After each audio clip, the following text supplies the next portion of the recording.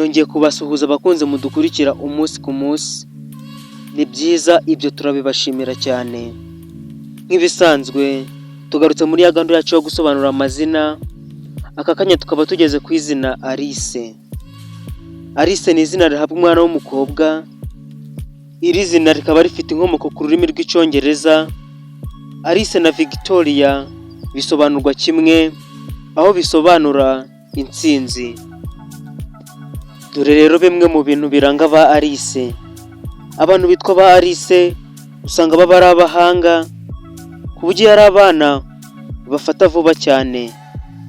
Ngo usanga ikintu cyabanyuze mu maso badapfa kucibagirwa. Bagira impano yo gutega amatwi buri muntu wese ku kigero aba ariho.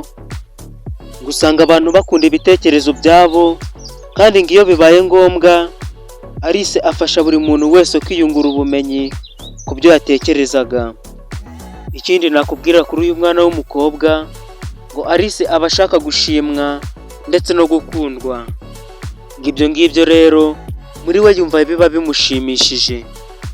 Ikindi wamenya kuri uyu mwana w'umukobwa, ngo Alice agira amatsiko cyane ku buryo nta mahoro agira iyo hari ikibazo yibaza kandi adafitiye igisubizo.